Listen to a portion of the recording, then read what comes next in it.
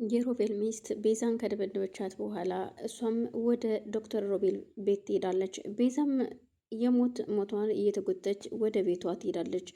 ቤት ስትገባ በአጋጣሚ እያገኘችው ሱራፌልን ነበረ። ሱራፌል እንዳገኘችው ሲያያት በጣም ይደነግጣል።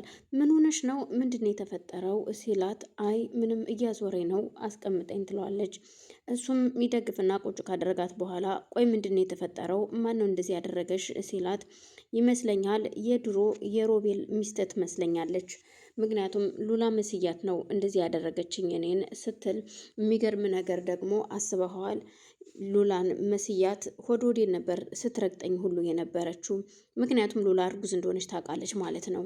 ስለዚህ ሉላ ብትሆን ኑሮ አስበኸዋል? ሱሬ እንዴት እንዳደረገችኝ ብታይ። ምክንያቱም ለጉዳት ነው እሷ የመጣችው ስትለው፣ እኮ ምን ልታረግ ይቺ የተረገመች ከየት መጣች ሲል፣ እኔ አላቅም እኮ ለምን ወተሽ ነው አንቺ ለምን ወተሽ ነው ይሄ ነገር የተፈጠረው ሲላት፣ ዝም ብዬ ብቻ አየር ልቀበል ብዬ ወጥቼ ነበርና እሷ ለካ እየጠበቀች ነበረ።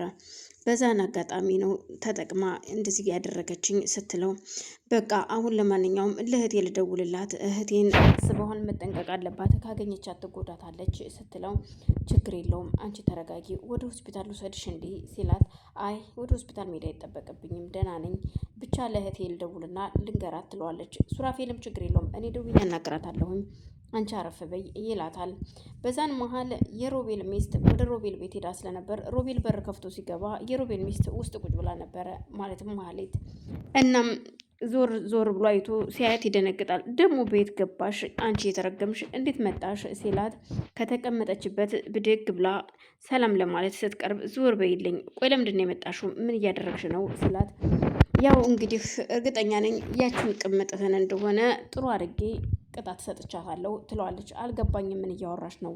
ምን እየሰራሽ ነው ሲላት፣ ያው ለምን መጣሽ አይባልም፣ የባሌ ቤት ነው፣ የድሮ ቤት እኮ ነው።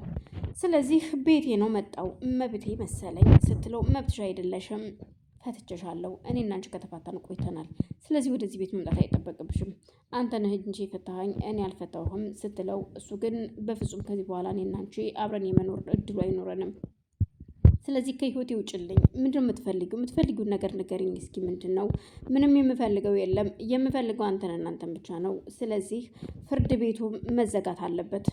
እኔ እናንተ አብረን ነው መኖር ያለብን ስትለው፣ ሮቤል ግን በፍጹም አውቃለሁ እኮ ቤዛን ለምን እንደቀረብካትና ለምን ቅምጥ እንዳደረግካት በደንብ ጠንቅቄ አውቃለሁ ስትለው፣ ስለምንድን ነው እየዘባረቅሻለሽው? አልገባኝም እንደምታወሪው ሲላት፣ እማወራውማ ይገባሃል፣ ማለትም ስለ ድሮ ስለ ቤተሰቦችህ እና ስለ ቤዛ ቤተሰቦች ስለነበረው ነገር ከብዙ በጥቂቱ አውቃለሁ።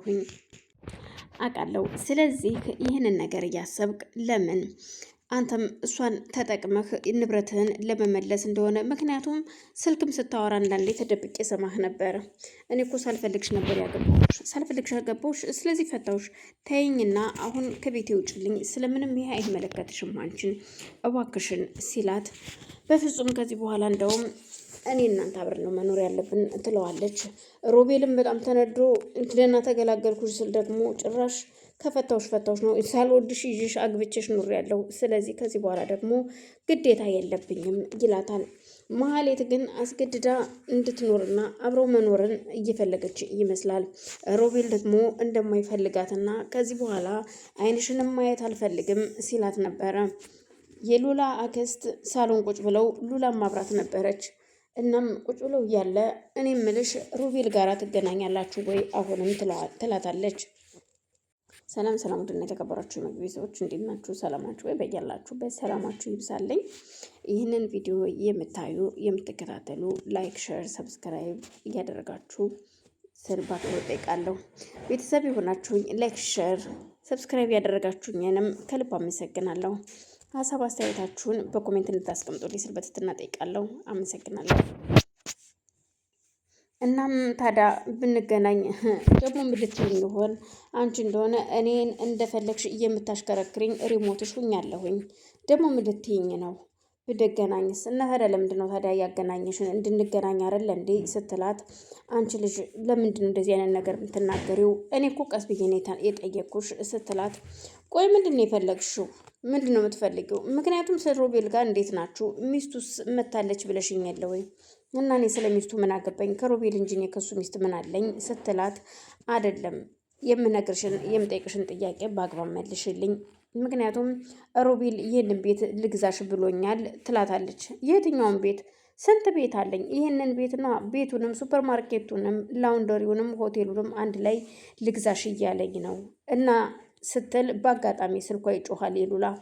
እናም ሉላም በጣም ተገርማ ስለነበረ ስልኳን ስታይ እህቷ ቤዛ ነበረችና ይቅርታ ቆይ አክስቴ ይህን ስልክ ማንሳት አለብኝ ትላታለች። ካጠገቧ ተነስታ ትሄድና ስልኩን ታነሳና ሉሊት ቤዛ እህቴ ደህና ነሽ ወይ? ስለ ሮቤል ስለ ድሮ ሚስቱ የምታውቂው ነገር አለ እንዴ ስትላት፣ ምን ነው ምን ችግር አለው? አይ የምታውቂው ነገር አለው፣ ምክንያቱም ምን ያንቺን መስያት ጉዳት አድርሳብኛለች።